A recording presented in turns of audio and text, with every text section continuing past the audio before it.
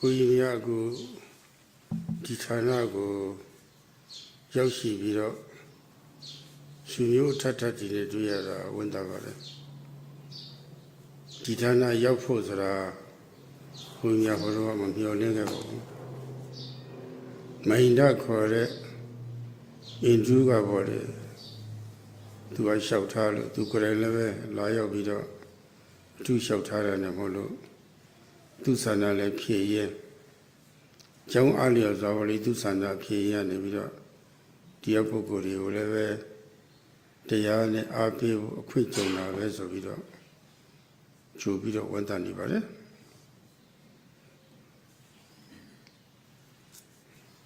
သူပြည်သက်ကိုအကဲခတ်ကြည့်တဲ့အခါမှာအာရှတိုက်သားတွေလည်းတော်တော်များများပါနေပါတယ်အိန္ဒိယအနွယ်တွေလည်းတော်တော်များများရှိပါတယ်ပြီးတော့ဥရောပတိုက်သားတွေအမေရိကတိုက်သားတွေအာဖရိကတိုက်သားတော့ပါမပါတော့မသိပါဘူးပြည်သူအာရှတိုက်သားတွေဆိုအာရှသွေးဆက်နေတာပဲအာရှ relative ဆိုပါလိမ့်အဲဆိုမျိုးတွေပါပဲကမ္ဘာလုံးကြီးပေါ်မှာလူသားအချင်းချင်းပေါ်လေရည်ကြည်မှုတွေဘာသာစကားကွဲနေပြီမဲ့လို့လူသားချင်းရတော့အတူတူပဲဒီတော့ကမ္ဘာဆွေမျိုးတွေလို့လည်းပဲဆိုနိုင်ပါတယ်လောကဆွေမျိုးကမ္ဘာဆွေမျိုးပေါ့ဘုရားဗုဒ္ဓအလိုရဆိုရှိသောဘဝပေါင်းများစွာကမရေမတွက်နဲ့အောင်ဖြစ်ခဲ့ကြပါတယ်အဲဒီဘဝပေါင်းများစွာမှာအချင်းချင်းတာမီချင်းတော်တာညီကုမ္ပဏီချင်းတော်တာပြီးတော့တဝင်းခွဲချင်းတော်တာဟောလေဆွေမျိုးတွေတော်ဆက်ခဲ့ကြတယ်အဲဒါဆွေမျိုးအရင်ချတယ်ပဲဆွေမျိုးဟောင်းတွေပဲစံစာရ relative ခေါ်ရတယ်ကွာဆွေမျိုးဟောင်းတွေပဲလောကအနေအချင်းအာရှဆွေမျိုးကမ္ဘာဆွေမျိုးစံစာရဆွေမျိုးတွေပါပဲ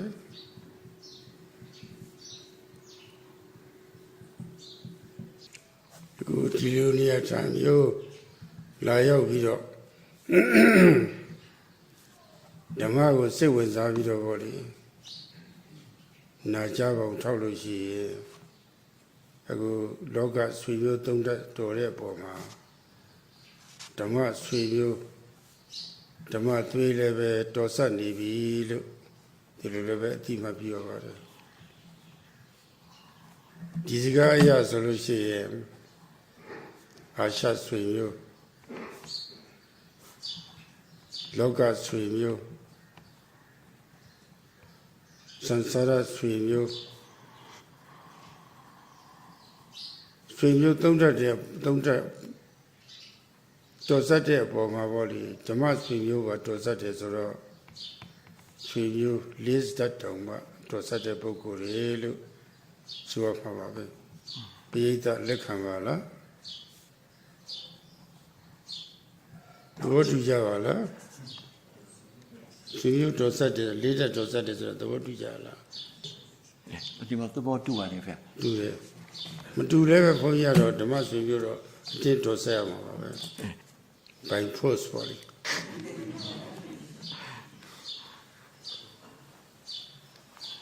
ီတော့ဓမ္မဆွေမျိုးတော်ဆက်တဲ့ပုဂ္ဂိုလ်တွေကိုမိန်ဒကဒီရောက်ပြီးတော့တရားဟောကြားဖို့ရပါလိမ့်လျှောက်ထားတော့သူတို့နဲ့ထိုက်တန်တဲ့တရားဘာများဟောရပါမလဲလို့စဉ်းစားတဲ့အခါမှာဓမ္မဆွေမျိုးဆိုတော့ဓမ္မသွေးဘလောက်အထိရည်ကျက်နေပါလဲရည်ကျက်နေတဲ့ဓမ္မသွေးဟာလည်းပဲဘလောက်တိုက်တာအထိလက်ပတ်လုံးကောင်းနေပါလဲဆိုတာပေါ့လေအဲ့ဒါလေးတော့သိစေချင်တယ်ဒီတော့ဓမ္မဆိုတာဘာလဲဘယ်လိုလဲပေါ့လေဘယ်လိုအနေထားနဲ့နေတဲ့ပုဂ္ဂိုလ်သာဓမ္မဝိဟာရီလို့ဆိုရတယ်ဆိုတာပေါ့လေအဲ့ဒီကောင်းစဉ်လေးတွေနဲ့ဆွေမျိုးတွေကိုဘုန်းကြီးဓမ္မလက်ဆောင်ဗုဒ္ဓအလိုရပေးပါမယ်ဒီတော့ဘုန်းကြီးတို့ဆွေမျိုးတွေကိုဓမ္မအကြောင်းဘုန်းကြီးကဟောပြနေပါတယ်ဆိုတော့ဟောပြတဲ့အနေမျိုးမဟုတ်ဘဲနဲ့ပေါ့လေဓမ္မဆွေမျိုးတွေဘ ယ်တော့တိုင်းတာအထိပေါ့လေဓမ္မဆိုတာဘာလဲဘယ်လိုလဲဓမ္မဝိဟာရီအဆင့်ဘယ်တော့တိုင်းတာဒီရောက်နေပြီလဲဆိုတာဆွေးနွေးဟန်နဲ့ဘုရားကိုတည်တော်ဒီပြောဆိုပြီးတော့ဆွေးနွေးတော့ပါမယ်ဟောနေတယ်လို့တော့မထားပဲနဲ့ပေါ့လေဆွေးနွေးနေတယ်လို့အဲ့လိုသဘောပေါက်ကြပါဒီလိုပုဂ္ဂိုလ်တွေကတော့ထင်လဲထင်ပါပဲမိမိတို့လည်းပဲဓမ္မကြည့်နေတာပဲဓမ္မလမ်းကြောင်းလိုက်နေတာပဲဓမ္မအကြောင်းလာပြီးတော့ဟောနေတာလိုအပ်သလားဆိုတော့ဗောလေအဲ့ဒါလိုလည်းထင်လဲထင်ကြပါပဲဒါတော့အဲ့ဒီအထင်တွေလည်းပဲပျောက်သွားအောင်ဆိုပြီးတော့ဓမ္မဆွေမျိုးချင်းဓမ္မအကြောင်းပေါ်လီဆွေးနွေးဟန်နဲ့ပြောရတာဒါပါပဲဘုန်းကြီးပေါ်မှာလည်းအဖြစ်တွေလွတ်သွားအောင်ပေါ့လေဓမ္မလမ်းကြောင်းလည်းဖြောင်းတဲ့ဖြောင်းအောင်ဆိုပြီးတော့ဘုန်းကြီးကကြိုပြီးတော့ပြောထားရတာပါ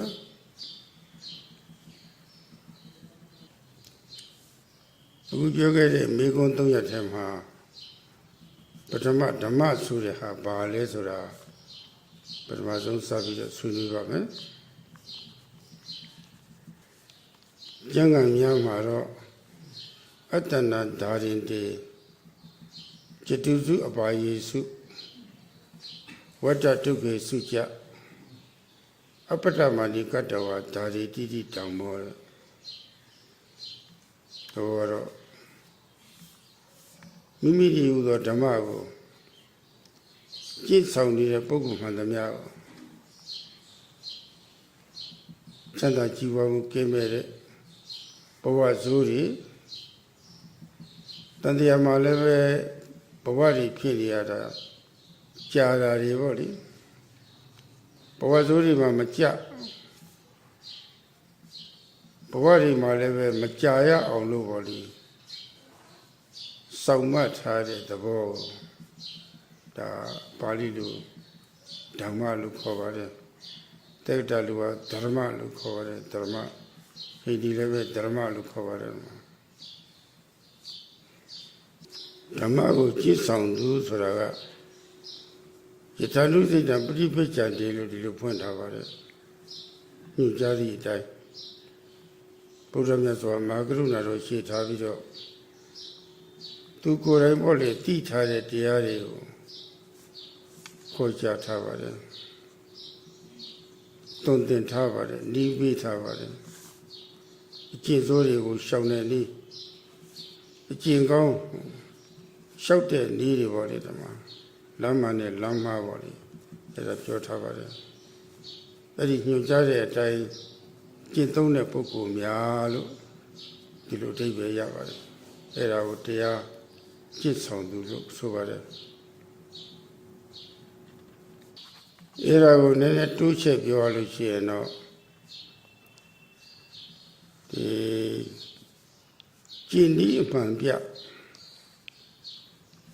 ပုရိယတိဓမ္မမှာလာတဲ့အတိုင်းပေါ့လေတင့်ကျင့်ဆောင်သူတဲ့တရားသူရသူဓမ္မအထူးရသူသုံးဓမ္မအထူးကိုအသုံးချနိုင်သူအဲ့ဒီပုဂ္ဂိုလ်ကိုဓမ္မကျင့်ဆောင်သူလို့ဒီလိုဆိုရမှာပါပဲကျင့်ဆောင်သူဆိုတာကခုနစောစောဘင်းကပြောခဲ့တဲ့အတိုင်းဒီဌာနုစိတ်တံပฏิပိစ္ဆာတေလို့ဆိုတာပါလေညွှန်ကြားသည့်အတိုင်းမဂရုဏာတော်ရှေ့ထားပြီးတော့မြတ်စွာဘုရားဉာဏ်တော်နဲ့ညွှန်ကြားသည့်အတိုင်းကျင့်ဆောင်သူလို့ကျင့်နည်းမှလေ့လာပြီးတော့ကျင့်ဆောင်သူလို့ဒီလိုအဓိပ္ပာယ်ကြီးကြီးကျယ်ကျယ်ခေါ်ပါပါတယ်ဒီတော့ကျင့်နည်းမှလေ့လာရုံသိရုံနဲ့မပြီးဘူးလက်တွေ့ကျင့်ရတယ်လက်တွေ့ကျင့်မှကျင့်ရတဲ့ကျိုးတွေရနိုင်တယ်အဲ့ဒါမှသူပိုင်တယ်ဆိုတော့အဓိပ္ပာယ်တွေလည်းပဲအကုန်လုံးဒီထဲမှာပါသွားပါတယ်ဥပမာဖြင့်ယောဂဖြစ်လို့စိတ်ကုခံတယ်ဆိုရင်စိတ်ချရတဲ့ဆရာဦးတာချင်းကပ်ပြီးတော့ကိုဖြစ်တဲ့အကြောင်းအရာတွေပြောပြရတယ်ဒီတော့ကြွကျင်တဲ့ဆရာကယောဂအမြင့်ရင်းနေကြည့်ပြီးတော့သူနဲ့တင့်တော်တဲ့ဆေးပေးရတာပဲ ပေးလိုက်တဲ့ဆေးကိုညွှန်တဲ့အတိုင်းကိုစားရမယ်ညွှန်နည်းမသိပဲနဲ့ဆေးရမ်းစားလို့မဖြစ်ပါဘူးကြွကျင်တဲ့ဆရာဦးရဲ့ညွှန်ကြားတဲ့အတိုင်းသူဆေးမိဝဲရပါတယ်ဒါလူနာရဲ့ကိစ္စပါပဲလူနာရဲ့တာဝန်ပဲစားရင်စိတ်ပတ်လျောင်စားလို့ရှိရင်ယောဂဟာတဖြည်းဖြည်းဆုတ်သွားနေတာပဲဒါစားတဲ့အကျိုးပဲဒီမှာ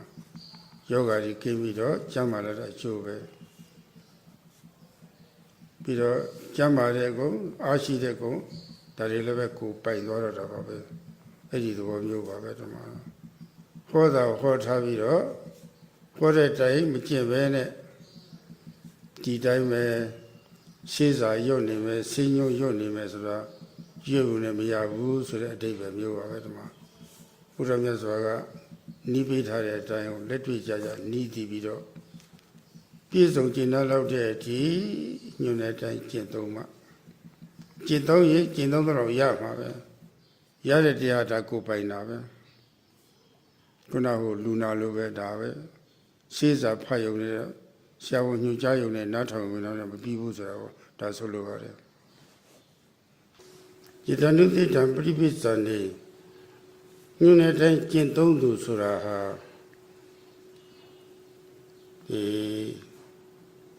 ညွှန်တဲ့အတိုင်းကျင့်သုံးသူဆိုတဲ့စကားမှာညွှန်တဲ့အတိုင်းကျင့်သုံးသူထိရောက်စွာကျင့်သုံးခြင်းဖြင့်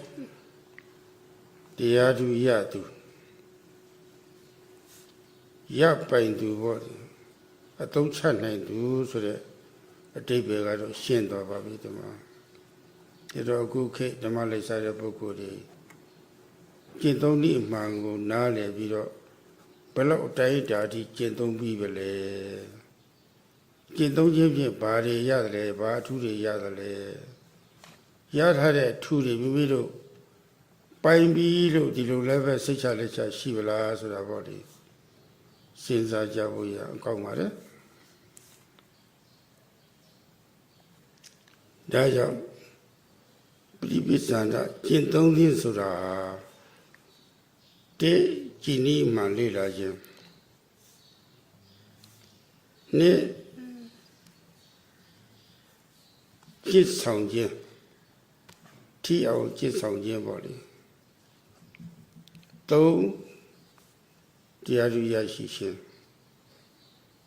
လေးရရှိတဲ့တရားကိုအသုံးချနိုင်ခြင်းအဲ့ဒါဟာဓမ္မကျင့်ဆောင်သူလို့ဆိုရပါတယ်ဓမ္မအဲ့ဒီလိုကျင့်ဆောင်တဲ့ပုဂ္ဂိုလ်ကိုဓမ္မကစောင့်မထားခြင်း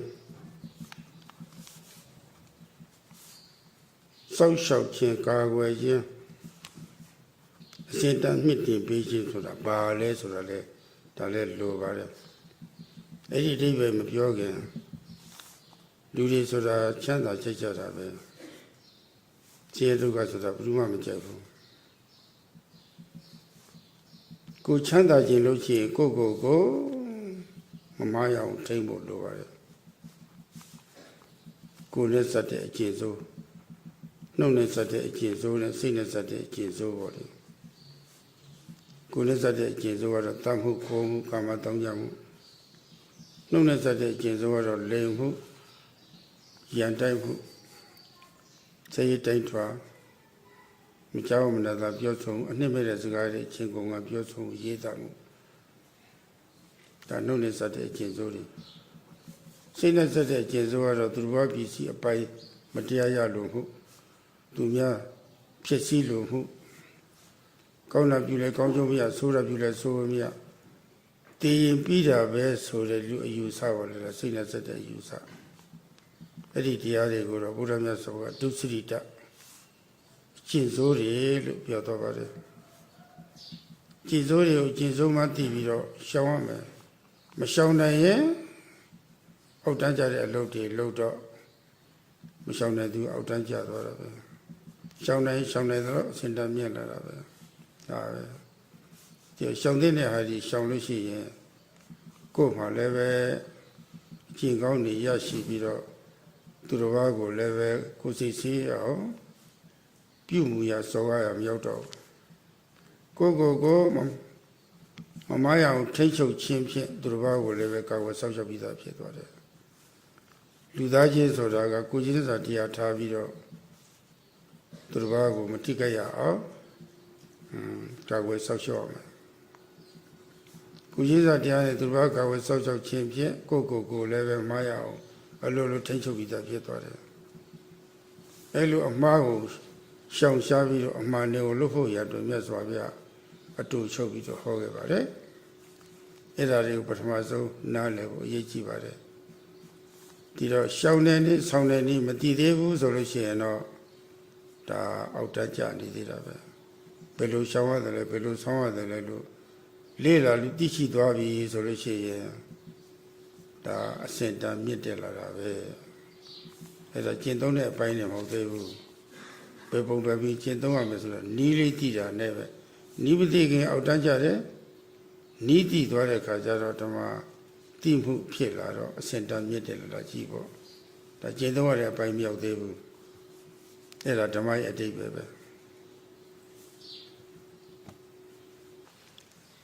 ဆိုကြပါစို့ကိုယ်နဲ့စတဲ့အကျေဆုံး၃မျိုးတွေကတမှုခေါ်တဲ့အကျေဆုံးတစ်ခုပေါ့လေဒေါသဖြစ်လာလို့သူရတတ်ဖို့ကြုံလာပြီဆိုရင်ဒေါသအလျောက်ပေါ့လေတတ်လိုက်တဲ့ဆိုရင်ဒါလူချင်းတစ်ခုပြည့်သွားတာပဲ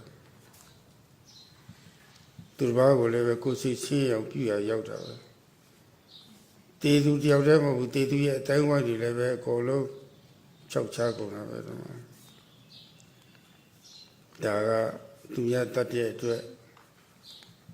ကိုယ်ပဲလောကလေးလည်းပြည့်စည်ပြီးတော့ဝိကျင်ကိုလည်းပဲ၆ချားအောင်ပြုလုပ်တဲ့သဘောပါပဲတမှုဆိုတာကလူတိုင်းရှောင်ရမှာပဲလူကျင့်ဖို့ပဲလူတိုင်းကျင့်ရမှာပဲဆိုတော့ကျင့်တဲ့အတွက်မိမိလည်းပဲကိုယ်စိတ်ကြဲတယ်သူတစ်ပါးလည်းပဲစော်ကားရမရောက်ဘူးဆိုတာပေါ့လေဘဝဆက်လည်းပဲလူကောင်းတယောက်အနေနဲ့ဖြစ်သွားနိုင်တယ်ဆိုတော့ပေါ့လေအကျိုးလေးတွေတည်ထားတော့ဘယ်လောက်ပဲဒေါသဖြစ်တီးခံပြီးတော့တမှုရှောင်နေဆိုရင်ကိုယ်ကျင့်လူကျင့်ကိုလည်းမပြတ်တော့ဘူးဝိကျင်လောကလေးကိုလည်းပဲမြင်တဲ့အောင်ပြုလို့ရောက်တာပဲသူတို့ဘာလည်းပဲစော်ကားမရောက်တော့ဘူးအဲ့ဒါလိုအကျိုးပြစ်တွေကိုတည်ပြီးတော့ရှောင်းတဲ့နီးနဲ့ဆောင်းတဲ့နီးတိုင်းပေါ်လေးကျင့်သုံးလို့ရှိရင်ကျင့်သုံးသူဟာအဲ့ဒီကျင့်သုံးတဲ့တရားကအောက်တမ်းမကြရအောင်ညှိတင်ပြလိုက်တာပဲအဲ့ဒါဓမ္မအတိတ်ပဲကျန်တဲ့ခိုးမှုကာမတောင်းရမှုဆိုတာလည်းဒီတိုင်းမှာပဲရတယ်ဒါလေးတော့စဉ်းစားမယ်ဆိုလို့ရှိရင်ဒါရီတိဆောင်းစရာဟာဆောင်းပြီးတော့မတင်ထားတာပဲဆောင်းမထားတာပဲဓမ္မဟိရကတိဓမ္မကြာရီဆိုတဲ့အတိုင်းပေါ့ဓမ္မကဓမ္မလမ်းကြောင်းထဲသွားတဲ့ပုဂ္ဂိုလ်ကိုဆောင်းမထားတယ်ဆိုတာစောက်ရှောက်ထားတာပဲတရားရဲ့စောက်ရှောက်ခံရသူတဲ့ဒါပဲဒါလက်တွေ့ကျင့်မှရုပ်ဖိုင်နေမရဘူးတရားပြည့်ကူညီသူကူလေကူညီလိုက်တာပဲတရားကကြည့်ရှုသူနာပဲကြည့်ရှုတဲ့အတိတ်ပဲပေါ့ကာဝယ်သူစောက်ရှောက်သူချိမြောက်သူအစင်တန်းမြင့်တင်ပေးသူတမှုကျွလို့တဲ့ပုဂ္ဂိုလ်ကဒါလူစင်တန်းနေကြတော့တာပဲကို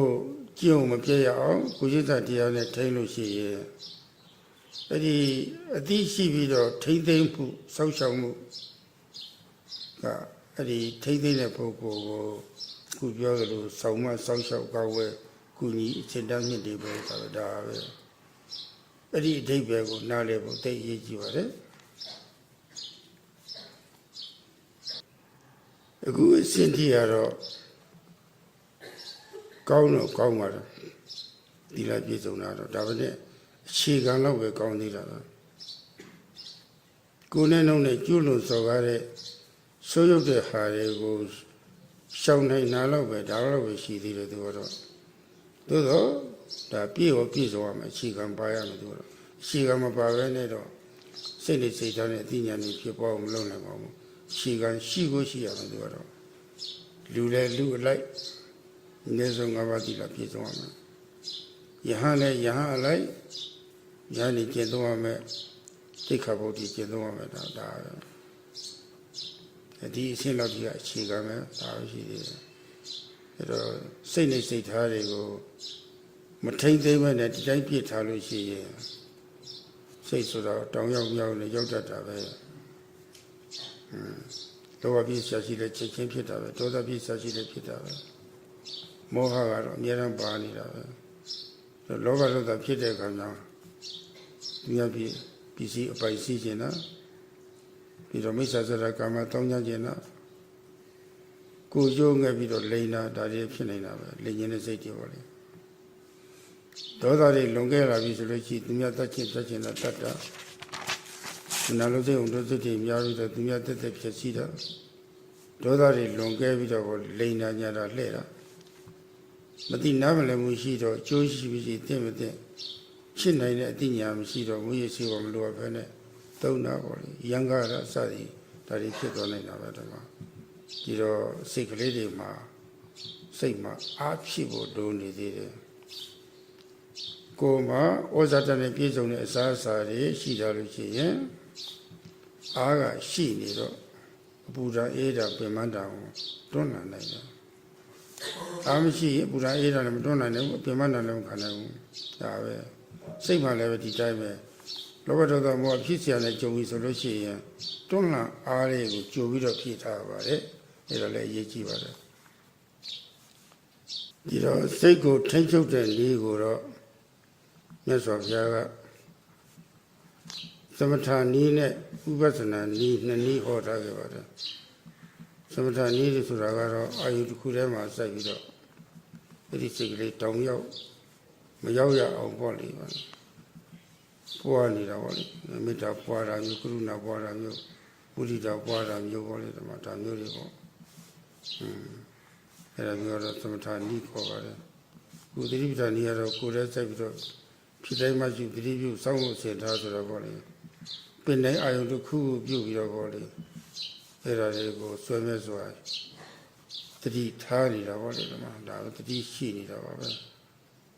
အဲ့တော့လုတ်ပါများလို့အာယုမှာစိတ်ကလေးကကပ်ပြီးတော့စိုက်ကြတယ်ဆိုလို့ရှိရင်စိုက်ကြနိုင်သလောက်အဲ့ဒီခိုက်တာမှာတတ်ချင်းဖြတ်ချင်းဒီမျိုးပစ္စည်းပိုင်စီချင်းတတ်ချင်းဖြတ်မရှိတော့ဒီမျိုးပစ္စည်းပိုင်စီချင်းတော့ကာမတောင်းကြနေတာတော့ဒါလေးဖြစ်ခွင့်မရဘူးဒါပဲအဲ့ဒါတွေအကုန်လုံးငြိမ့်နေပါတယ်ဒီမှာအဲ့ဒါလိုအလေးကြီးရသွားပြီဆိုလို့ရှိရင်ဒီလောဘလွန်ကဲလို့သူများကိုစော်ကားတာမျိုးဒေါသတွေလွန်ကဲလို့သူများတည်းရဲ့စော်ကားတာမျိုးမရှိတော့ဘူးစိတ်ကိုနိုင်သွားပြီစိတ်ထဲဖြစ်နေတဲ့ကိလေသာတွေကိုတတိနဲ့ကြိုကာကွယ်တာကိုဖြစ်လာလို့ရှိရင်ချက်ချင်းရှုမှပြီးတော့ပယ်လိုက်တာပါလေဒီမှာမဖြစ်ခင်ကြိုရင်ကာကွယ်ရမယ်ဖြစ်လာလို့ရှိရင်ချက်ချင်းရှင်းပြရမယ်ကာကွယ်ရေးကုစားရေးနည်းနဲ့မြတ်စွာဘုရားဟောထားခဲ့ပါတယ်ဒီမှာလောကဆိုးစကားနဲ့လည်းပဲကြိုက်သွားပါတယ်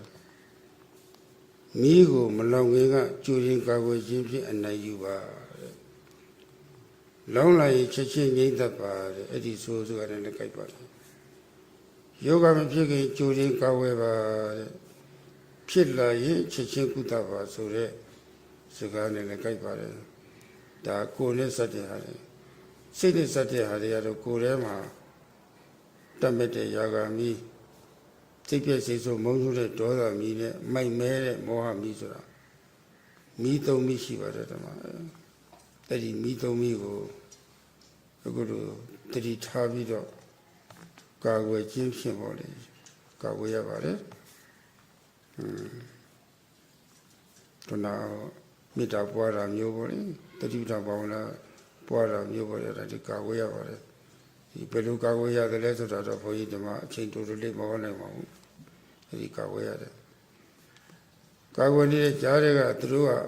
ရာဂဒေါသမောဟတွေဖြစ်လာလို့ချင်းမလုပ်ဘူးလဲဆိုတော့ကုစားပြရတာပဲတင့်တော်တဲ့စီပြီးဝဲပြီးတော့ကုစားပြရတာပဲဒါကိုလည်းပဲရှုမှတ်ပြီးတော့ပြရတာပဲဓမ္မတို့ကာကွယ်တဲ့ဤကုစားတဲ့ဤမြတ်စွာဘုရားကအပြည့်စုံဟောခဲ့ပါတယ်ဓမ္မအဲ့ဒါအသုံးချလို့ရှိရင်တမှုဘုံမှုအစရှိတဲ့ဟာတွေလည်းပဲဖြစ်တည်နေပြီးတော့ဗောလေဖြစ်လာတော့မှပြေလွယ်ပြောက်လွယ်တယ်ဗောလေအဲ့ဒါစိတ်အားဖြည့်တဲ့တမာတိသိက္ခာဗောလေအဲ့ဒါကြီးလည်းဟောခဲ့ပါတယ်အဲ့ဒီအစင်းလောက်ဆိုရင်ဒါတော်တက်တော့ပါပြီဓမ္မအဲ့ဒီလိုတတိထိန်လွတ်နေတဲ့စိတ်ဟာ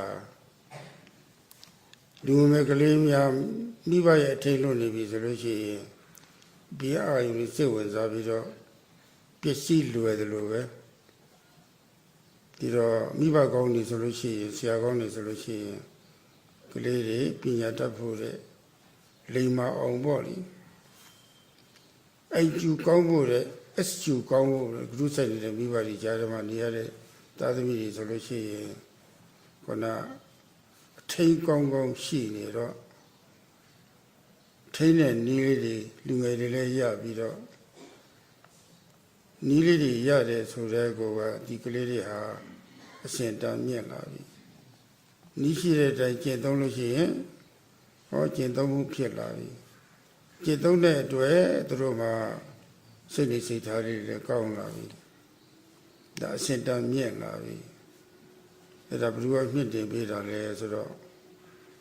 မိဘဆရာသမားတွေအစုံအမအရာဒီလူငယ်လူရွယ်တွေဟာအဲ့ဒီနည်းလေးတွေလေ့လာတော့တိရှိခြင်းအစဉ်တန်းမြင့်လာပြီးတော့တိရှိတဲ့တိုင်ကျင့်သုံးတော့ကျင့်သုံးသလောက်ဒီလူငယ်လူရွယ်တွေဟာငယ်ငယ်တဲ့ကလူပိသားပြီးတော့စိတ်နဲ့လူလိုစိတ်ဓာတ်တာပြီးတော့ဗောလေကျင့်ကောင်းလေးတွေရသွားနေတာပဲအဲ့ဒါဓမ္မပဲအဲ့ဒါဓမ္မကစောင့်မလိုက်တာပဲဒီအစင်းလောက်ဆိုရင်တော့တော်မြင့်တဲ့တော့ပါပြီ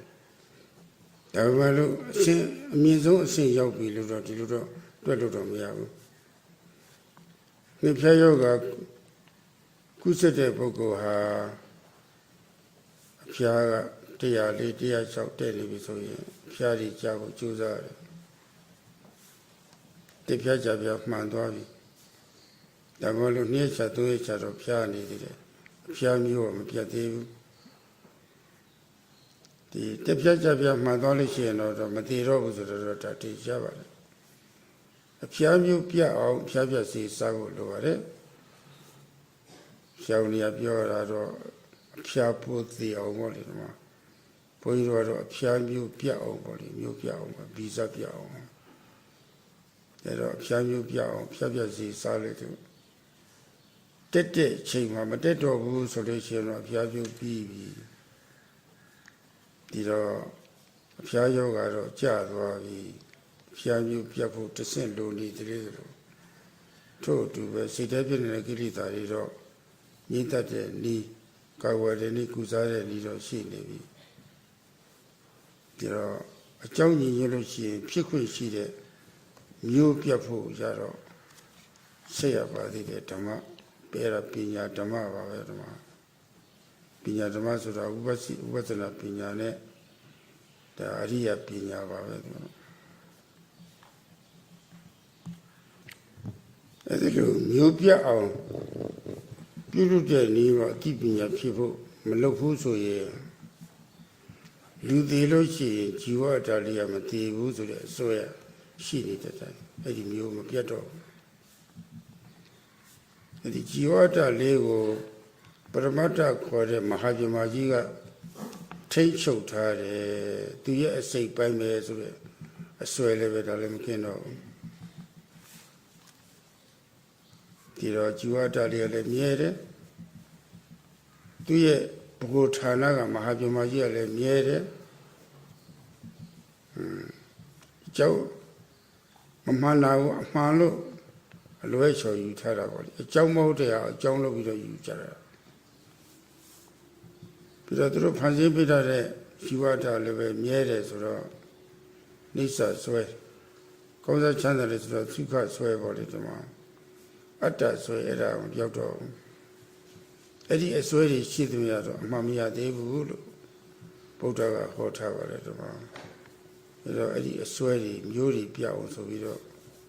အခုလိုသတိပဋ္ဌာန်ဘာဝနာတရားတွေအထုတ်တဲ့အခါမှာဝိရိယတတိသမာဓိတွေအားကောင်းလာရင်တကယ်အစစ်နာနဲ့ယုံနဲ့နာကိုရှင်းရှင်းလေးပြပြတတ်သိတော့တာပဲဒီနှမျိုးပြအပေါ်မရှိဘူးဆိုတာလည်းနားလည်လာတာပဲအဲ့ဒီတရားတွေကလည်းပဲအကြောင်းနဲ့ဖြစ်တဲ့တရားတွေဒီလိုအကြောင်းနဲ့ဖြစ်တာမှလည်းပဲသူ့အကြောင်းနဲ့သူ့အကျိုးနဲ့ဆက်ဆက်ပြီးတော့ဖြစ်နေတယ်ဆိုတာကောင်းကောင်းကြီးကိုယ်တွေနားလည်သွားတော့ခုနဖန်ဆင်းရှင်ပြမာကြီးဆိုတာလည်းပြောက်သွားတာပဲအဲ့ဒီကြောင်းကျိုးတဲ့ယုံနာတရားတွေကပေါ်ပြီးတော့ပြောက်ကုန်ပြီးတော့မမြဲတာလည်းသိလာတယ်မမြဲတာဟာဒါသိတာပဲမကောင်းတာလည်းသိလာပဲသူသဘောတည်းသူဖြစ်ပုံလေးတွေသိမြင်လာဥပဒနာညာနေဖြစ်ပြီးတော့အစစ်စစ်ရေးကျက်လာတာပဲအဲ့ဒီအစစ်စစ်ရေးကျက်လာရင်နောက်ဆုံးဒီတမေကောင်းအငိမ့်တက်ပေါ်လေတကယ်အငိမ့်တက်ဗုဒ္ဓနေပြီးတော့အဘုဒ္ဓခေါ်တဲ့အငိမ့်တက်အစစ်ကိုတွေ့တော့တာပဲဒီမှာအဲ့ဒီတွေ့နေလောက်တဲ့အတိညာအရိယာမညာဘုံညာနဲ့သိရပါတယ်ဒီမှာဒီတော့တကယ်အရှိအမှန်တရားတွေကိုဘယ်ပုံပဲနည်းသိအောင်ပြောပါတယ်ဆိုတော့ကြည်နည်းမှလေ့လာခြင်းဒါတရားရှိဆောင်လို့ပဲတိတဲ့အတိုင်းကျင့်သုံးတော့ယုံနာပိုက်စားမှုအစအတိညာနေဖြစ်ပြီးတော့နောက်ဆုံးအဘုဒ္ဓခေါ်တဲ့တကယ်ချမ်းသာကိုဘာဖြစ်တော့ရရှိခြင်းနိမတိတဲ့အတိုင်းလမ်းမကြောက်အောင်ကျင့်တယ်အဲ့ဒါတွေရရှိတယ်အမဂ္ဂရရှိတဲ့ချမ်းသာတွေရရှိတယ်အဲ့ဒီရရှိဆိုတဲ့ချမ်းသာကိုပိုင်တာပဲအဲ့ဒါကိုဒီတရားကျင့်ဆောင်သူတို့ခေါ်တယ်လို့ကျင့်ဆောင်တဲ့ဓမ္မကလည်းပဲအဲ့လိုကျင့်ဆောင်တဲ့ပုဂ္ဂိုလ်ကိုဆုံးမပေးထားတယ်အောက်တန်းကြရအောင်အောက်တန်းကြတဲ့ဘဝစုတွေမြောက်ရအောင်ပြီးတော့တန်တရားမှာလည်းပဲဘဝတွေထက်ကဖြစ်နေရတယ်မကြာရအောင်အောက်တန်းကြတဲ့ဘဝလေးမကြာရအောက်တန်းကြတဲ့ဘဝလေးမကြာရအောင်ဘဝတိတိဖြစ်နေရတယ်လည်းမကြာရအောင်အဲ့ဒါကူညီထားတာပဲသူကတော့ကြည့်ရှုထားတာပဲကာကွယ်ထားတာပဲစောင့်ရှောက်ထားတာပဲချီးမြှောက်ထားတာပဲကျုပ်ကတော့မြင့်တင်ပေးတာပဲဆိုတာပေါ့လေ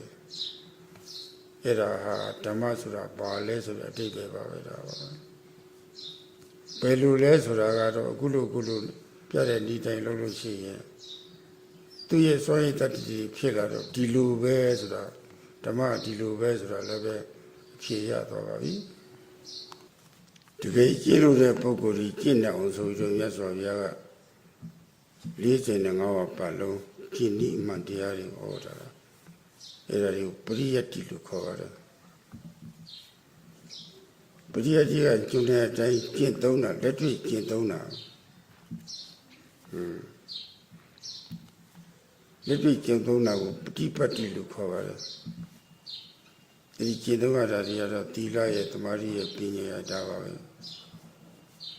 ကျွလွန်စောတဲ့ကိလေသာတွေမကျွလွန်မရအောင်က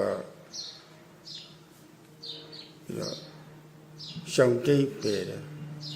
စိတ်ထဲဖြစ်နေတဲ့ကိလေသာတွေကိုတော့မဖြစ်အောင်ကာဝယ်ကုစားပဲတယ်မျိုးပြနေတဲ့ကိလေသာတွေဥပဒနာပညာမဲ့ပညာနဲ့အပြတ်ရှင်းတယ်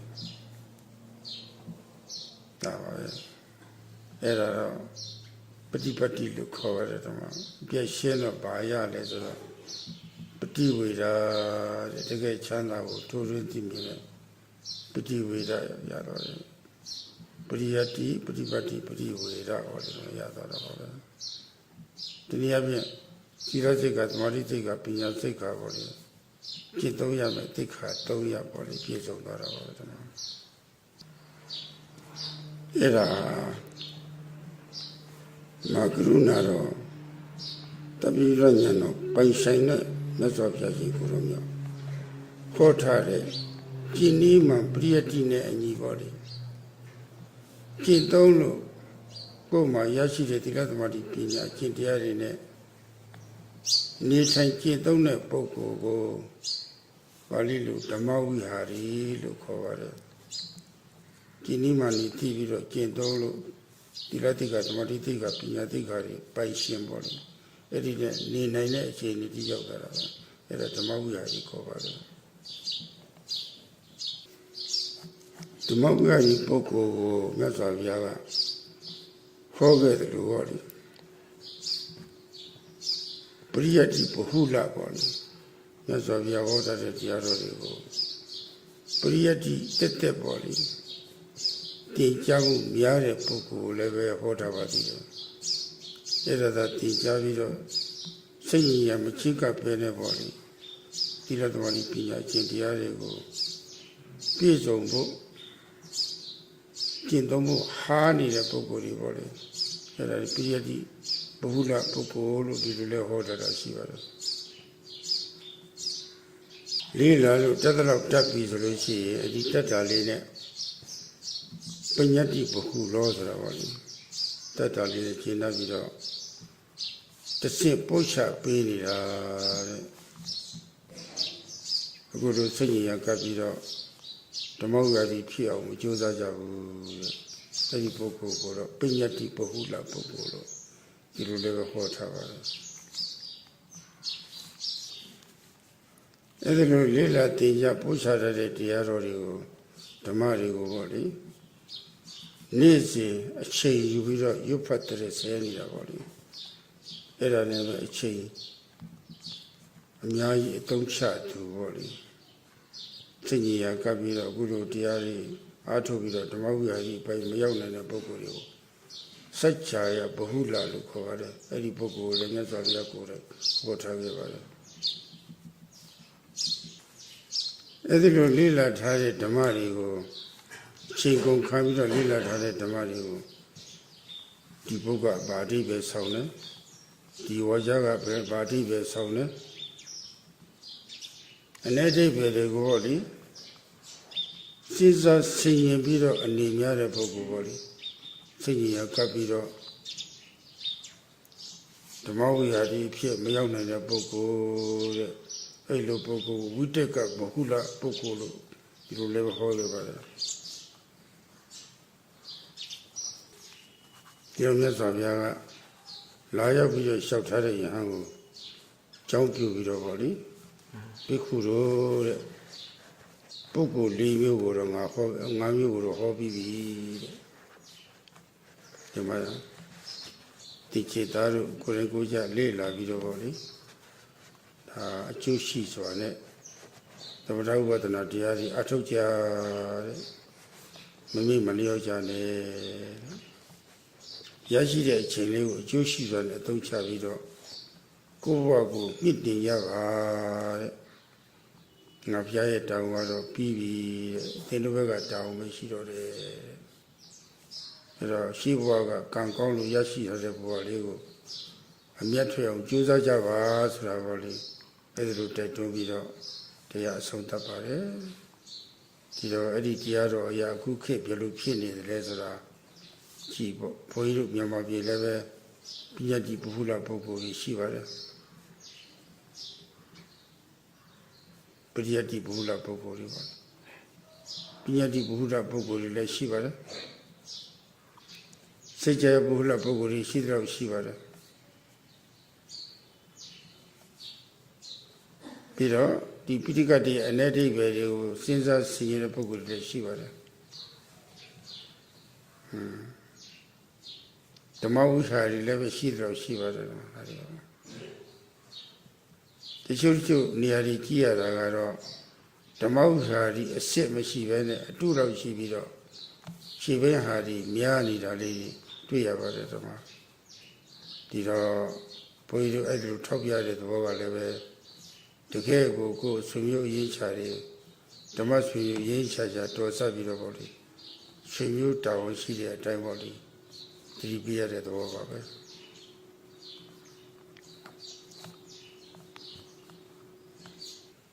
တရားနဲ့စပ်ပြီးတော့ဖြစ်ရကလေးအတူချုပ်ပြောပြစေဥရောပတိုက်သားနဲ့အမေရိကတိုက်သားတွေဘုရားတို့မြန်မာပြည်တရားကျင့်တော်လောက်ဟောပြီးဟောကြားတဲ့အချက်တွေကိုကျင့်တော်လောက်အားထုတ်သွားတဲ့ဘုရားတို့မေးတယ်ဘယ်လိုနေသလဲဆိုတာပေါ့လေ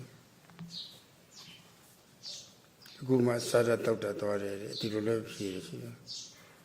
တချို့ကလည်းအခုမှနေရထိုင်တတ်သွားတယ်အခုမှသူတို့နေစရာအိမ်ရသွားတယ်ဗမာပြည်ရဲ့အကောင်းဆုံးထွက်ကုန်ဟာလက်တွေ့သတိပဋ္ဌာန်ဘာဝနာတရားပဲလို့ဒီလိုလည်းပဲသူတို့ဖြေသွားပါတယ်အမေရိကတိုက်သားတချို့ကတော့သူတို့ဟာသိပ္ပံပညာတွေထွန်းကားပြီးတော့သိပ္ပံပညာနည်းစနစ်နဲ့တည်ထွင်တဲ့ပစ္စည်းတွေကိုအချက်တန်းကြကြသုံးဆွဲပြီးတော့ပေါ့လေလူလေးမှုစင်တာမြင့်မြင့်နဲ့နေခဲ့တာတဲ့လေအေးကန်းထဲမှာနှလုံးအပူမိတဲ့ဘဝမျိုးပါပဲအခုမှလေအေးကန်းထဲမှာနှလုံးအေးတဲ့နီးတွေရပါတယ်လို့ဒီလိုသူတို့ဆိုကြတာပါပဲအဲ့ဒါသူတို့အနောက်နိုင်ငံသားတွေရဲ့တရားထုတ်ပြီးပြောဆိုတဲ့အချက်ကလေးတွေပါပဲကဲဘုရားတော်ဓမ္မဆိုတာဘာလဲဘယ်လိုလဲဓမ္မဝိဟာရီဟာဒါခေါ်ပါတယ်ဆိုတာပေါ်လေဝန်ခံတော့တဲ့အတိုင်းဟောပြောပြီးပါပြီဘုန်းကြီးတို့လောကဆွေမျိုးသုံးတက်ဓမ္မဆွေမျိုးနောက်ထပ်တစ်ထပ်ပေါ်လေဆွေမျိုးလေးထပ်တော်ဆက်တဲ့ပုဂ္ဂိုလ်များဘုန်းကြီးစွမ်းနိုင်သမျှပေါ်လေအခုအထုတ်တဲ့ဤမပါဘူးတိုက်တွန်းချက်ပဲပါပါတယ်တိုက်တွန်းတဲ့ပါတဲ့အတိုင်းရရှိတဲ့အချိန်လေးကိုအသုံးချလို့အရွယ်ရှိတော့ကြမှာတော့စစရစီပြေတော့ပေါ့ဓမ္မဆိုတာဘာလဲဆိုတာလက်တွေ့သိရအောင်လို့ဓမ္မဥပ္ပယအဆင့်ရောက်ရှိပြီးတော့မိမိရဲ့ဘဝအစဉ်တမ်းမြအောင်ကြိုးစားအားထုတ်နိုင်ကြပြီးတော့ပေါ့လေဘုန်းကြီးတို့တူတွေနဲ့ဓမ္မဆွေမျိုးအဆင့်တော်ဆက်ပြစေလို့တိုက်တွန်းရတဲ့ဒီနေ့တရားဆုံးသတ်လိုက်ပါတော့အလုံးချမ်းသာပါစေ Sadhu, sadhu, sadhu.